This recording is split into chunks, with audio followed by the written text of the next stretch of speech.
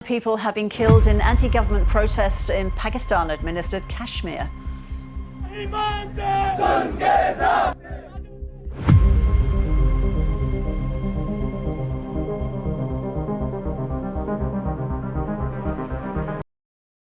آزاد کشمیر کا جب بھی نام سنتے ہیں تو ہمارے مائنڈ میں ہمیشہ خوبصورتی، اس کی خوبصورت وادیاں، نیلم ویلی کی تصویر مائنڈ میں آتی ہے کہ بہت خوبصورت علاقہ ہے، سبزہ ہے، پہاڑ ہیں اور گلیشیئرز ہیں.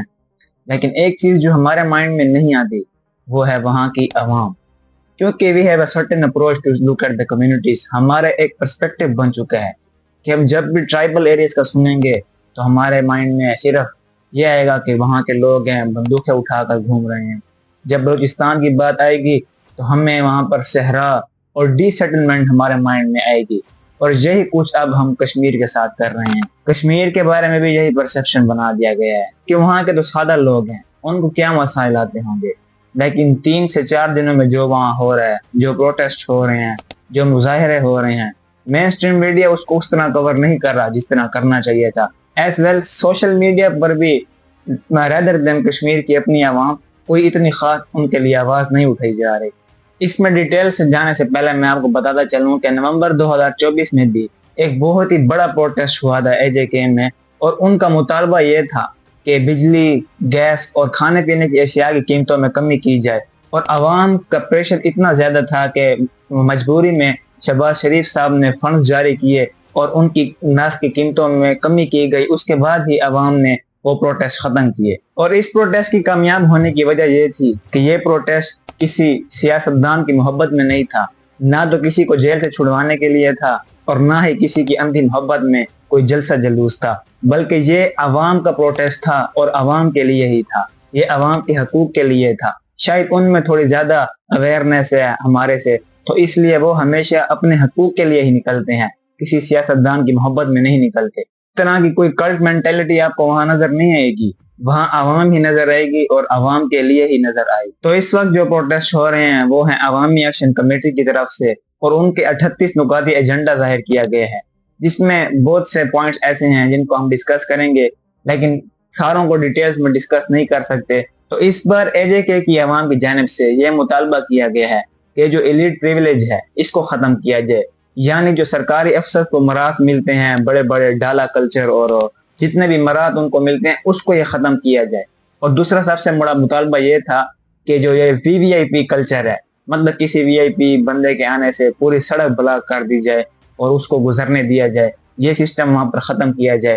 تیسرا جو بڑا مطالبہ تھا وہ تھا ان 12 ریزرو سیٹس کا جو آزاد جموں کشمیر کی جو لیجسلیٹو اسمبلی ہے وہاں پر ریزرو ہیں ان مہاجرین کے لیے جو 1947 یا 1965 کے بعد کشمیر میں آئے انڈیا سے.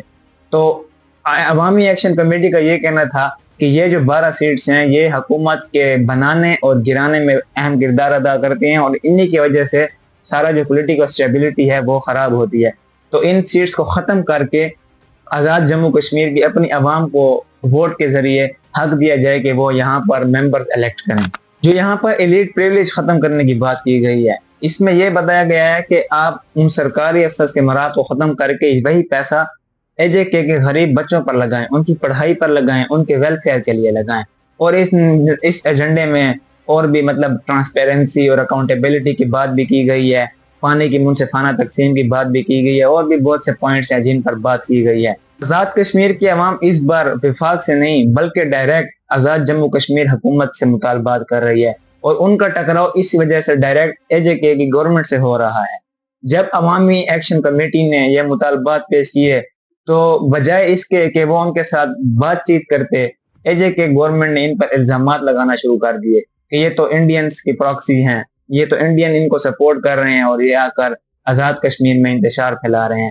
جبکہ وفاق ایسا نہیں چاہتا تھا.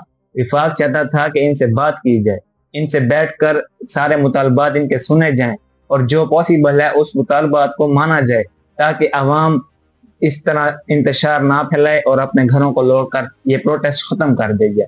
شہباز شریف کی جانب سے ایک امن کمیٹی بھی قائم کی گئی اور ان کو بھیجا گیا ان کے ساتھ بات چیت کرنے کے لیے، لیکن مطالبات تسلیم نہ کرتے ہوئے وہ کمیٹی واپس لوٹ گئی، کیونکہ جو مین 2 مطالبات تھے، ایلیٹ پریویلیج کا اور دوسرا ریزرو سیٹس کا، انہیں ماننے سے انکار کر دیا ہے۔ تو عوامی ایکشن کمیٹی نے بھی یہ کہہ کر اپنا پروٹیسٹ جاری رکھا کہ جب تک یہ مطالبات قبول نہیں ہوتے ہم لوگ پروٹیسٹ ختم نہیں کریں گے۔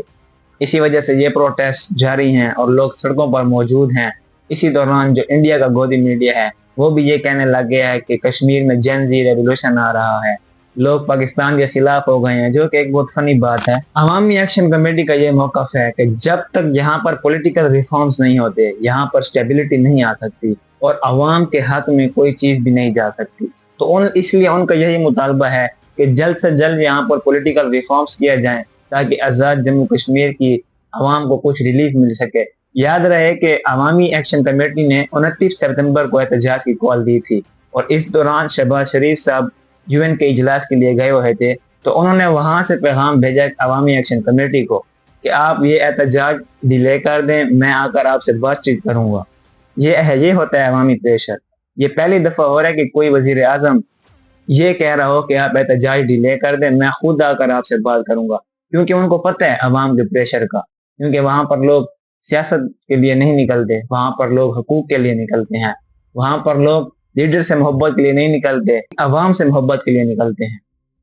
تو 30 سپتمبر کو کشمیر میں بہت بڑی بڑی ریلیاں ہوتی ہیں، جس میں راولہ کوٹ، ڈھمبر اور مظفر آباد میں بہت بڑی ریلیاں دیکھنے کو ملتی ہیں اور پروٹیسٹ ہوتے ہیں، مظاہرے ہوتے ہیں، لوگ سڑکوں پر موجود ہیں۔